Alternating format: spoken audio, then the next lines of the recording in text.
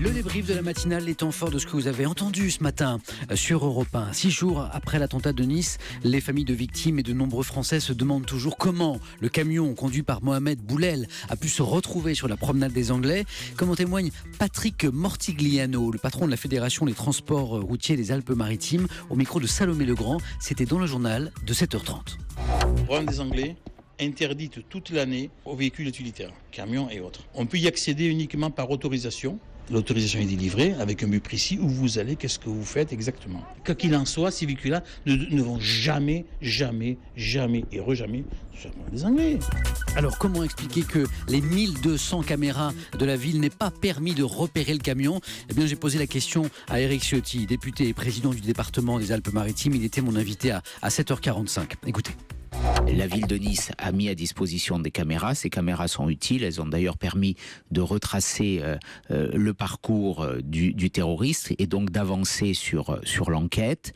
Après, c'est la responsabilité, l'ordre public, la sécurité publique, c'est la responsabilité de l'État. Lutte contre le terrorisme, toujours une coalition européenne et un engagement auprès des Russes et du régime syrien sont nécessaires pour combattre Daesh. Selon l'ancien Premier ministre François Fillon, il était mon invité dans l'interview politique à 8h20. Je pense que la France doit s'engager avec les autres. Il est scandaleux que les Européens nous laissent tout seuls sur ce front. L'Allemagne doit prendre ses responsabilités. Mais en même temps, il faut le faire avec les forces qui, sur le terrain, peuvent combattre l'État islamique. Et c'est pas les nôtres. C'est pas les forces occidentales. On a déjà fait suffisamment d'erreurs au Proche-Orient depuis des années pour ne pas recommencer les mêmes erreurs. Donc il faut s'appuyer sur ceux qui peuvent faire le travail. C'est les Russes, c'est les Iraniens, c'est les forces du régime syrien qu'il faut appuyer. Et puis c'est officiel, Donald Trump sera le candidat des Républicains à la présidentielle américaine. Quelles sont ses chances de l'emporter ? Écoutez l'analyse de Yannick Mireur, politologue spécialiste des États-Unis. Il était mon invité dans Europe 1 vous répond à 6h45.